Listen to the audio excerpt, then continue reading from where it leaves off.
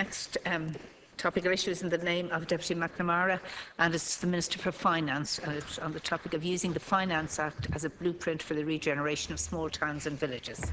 Deputy McNamara has 4 minutes. Thank you very much, Cathaoirleach. I wish to raise with the Minister the possibility of using the Finance Act, and in particular the Living City initiatives, which were contained in the Finance Act as a blueprint for the regeneration of towns and villages across the country. Before I do so, I suppose I wish to acknowledge that the Living City initiative was limited to Limerick City and Waterford City, and it's a very welcome initiative. But I would also like to welcome the announcement which succeeded at the very end of last week as to the new economic and spatial plan for Limerick, Limerick 2030, which will involve a €250 million plan. I think it's very good news for Limerick, but I think it's good news also for the entirety of the Midwest. Clare, Kerry, North Tipperary areas, indeed the Midwest, I think badly needs a new reinvigorated capital for the region. Returning to the Living City initiative, which recognised that the historical centre of cities have suffered from relocation of family homes and businesses to the suburbs. I think that's quite obvious for any visitor to Limerick to see.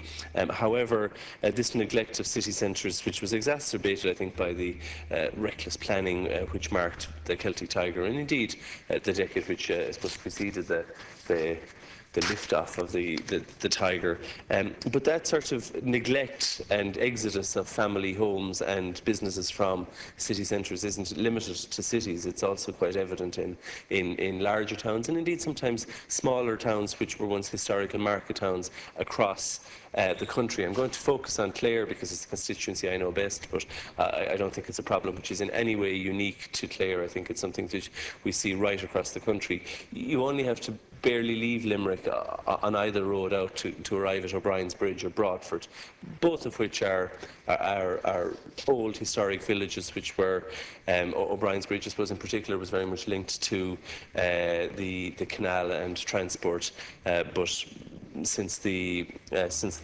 Shannon scheme has effectively lapsed back somewhat, and if you drive up the main street, and there are a number of fronts and old, relatively, I mean, they're not of hugely important international architectural significance, but they do reflect very much the Irish vernacular. The same is true of Broadford, and we see these small shop fronts and farmer family homes, or indeed the tradition was for people to have a store or a pub and live above it, and now neither the store nor the pub is occupied and there's nobody living above it.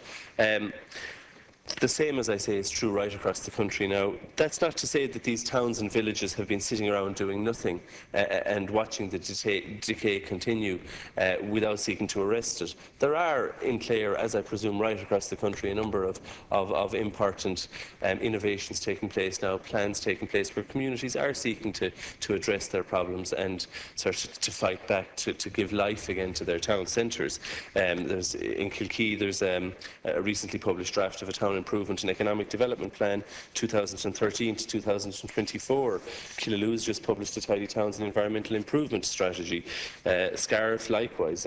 This is, as I say, right across the county of Clare, and I think is mirrored everywhere. But more fundamentally, the reality is that no matter what plans communities come up with, it's very difficult, particularly in this current environment, to finance those plans. And what was particularly, I think, innovative about the Living Cities initiative was that it provided tax incentives to people to reinvigorate those historic centres. Now, it's important to bear in mind that this was quite a different measure to that which was brought in by the previous government during the Celtic Tiger years, as it wasn't developer-led, so that you had a whole load of properties being developed where there was no even end use in mind. The Living City initiative was occupier-led, so it was people who owned this and who were seeking to return these buildings to their historical use, and by doing so to reinvigorate towns and villages across the country. Thanks, Deputy. Thank you. Minister, to respond to 4 minutes, Minister. Well, I want to thank the Deputy for raising this very important issue and agree with him concerning the announcement in Limerick City at the tail end of last week. I think a very significant announcement about boosting that great city, which, if one looks at the statistics, has, in preparation for this debate last year, look, if one looks at the statistics, Limerick City has the highest overall rate of unemployment, the highest rate of male unemployment of each of the 5 gateway cities. So there is a particular problem that has got to be addressed. And as the Deputy said, the whole objective of the announcement made by the Minister for Finance in the Finance Act itself, the Finance Bill, was to produce an incentive, yes, but an incentive that isn't developer-led, an incentive which encourages people to not only live in these great homes, but secondly, to produce 10% of the costs up front for either refurbishment, to prove their bona fides as such. So we're not going back to some kind of grandiose tax incentive scheme, all of which is developer-led, where effectively the developers take no risk whatsoever. Because, as the Deputy is well aware, in terms of a tax break or a tax incentive, it is a form of subsidy which the general taxpayer has to make available. So we've got to use it in a very focused way, but also in a way which encourages regeneration, redevelopment of our great cities, particularly where there's a difficulty in terms of retail, or especially in this case to do with the Great Georgian houses, which I know are such a central feature of Waterford City and Limerick City. So we very much see this as a pilot basis. That's what the Minister said in the course of his remarks at second stage and a committee stage on the Finance Act itself. He's made it clear that based on that pilot, he will look upon he will look upon the designation in other parts of the country. I can confirm to the Deputy there have already been submissions in for a form of redesignation in other parts of the country. But that will obviously be a matter for the Minister in consultation with Cabinet colleagues in advance of any further finance bill. We need to learn the lessons clearly of the last decade and a half, where much of this, as the Deputy said, was developer-led, which didn't actually lead to any great advancement or additionality for our cities. On the contrary, it's led to poor quality build, overuse of apartments, and really a bad use of resources, where effectively this form of incentive was, as I said, some form of subsidy. So I very much hope that we can go on an incremental basis here.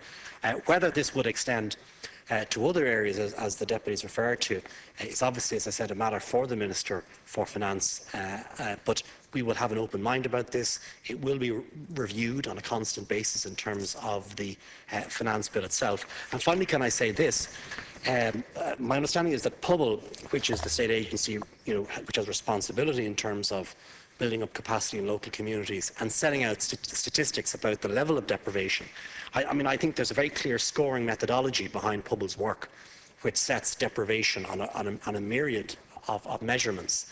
And it would seem to me that in any of the further advances of this scheme, or an extension of this scheme by way of tax incentives to areas around the country, we should be mindful of the statistics, we should be mindful of the evidence, we should be mindful of exactly where stands the greatest rates of unemployment, the greatest areas of deprivation, and apply these tax breaks and incentives on a sparingly but exact way towards that problem.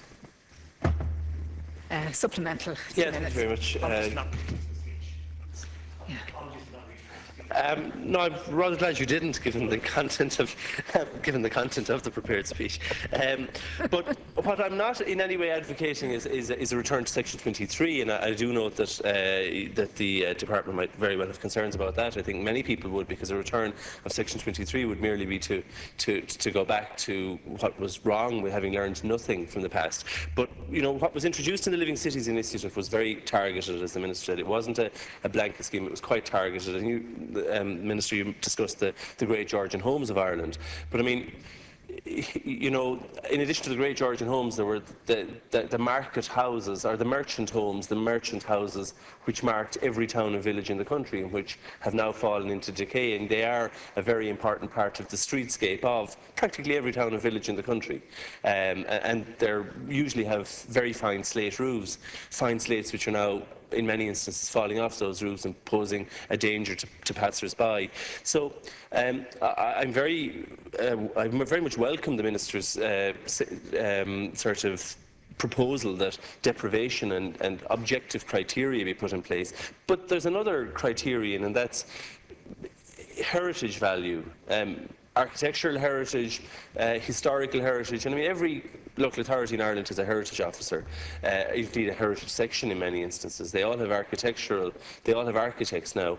I mean, it wouldn't and shouldn't, I think, be beyond county councils to draw up a list of buildings which are key to practically every town and village. In many instances, I point out, it is these merchant homes where there was a shop or a bar, frequently from the Victorian period, sometimes before, and a family living over them, which have now fallen into decay as the family have moved out into fine bungalows in the suburbs, and leaving main streets to decay. So while I'm not advocating a return of Section 23, I do think that there's a case to be made for tax incentives to reinvigorate smaller towns and villages. Thanks, Deputy. Do you want to come back, Minister? The net issue that the Deputy makes is well made, and we have received submissions along those lines. What's Georgian? Now, my understanding from the Act is that a Georgian house is confined in the definition of the Act for the incentive, Deputy, is between a building between 1714 to 1830.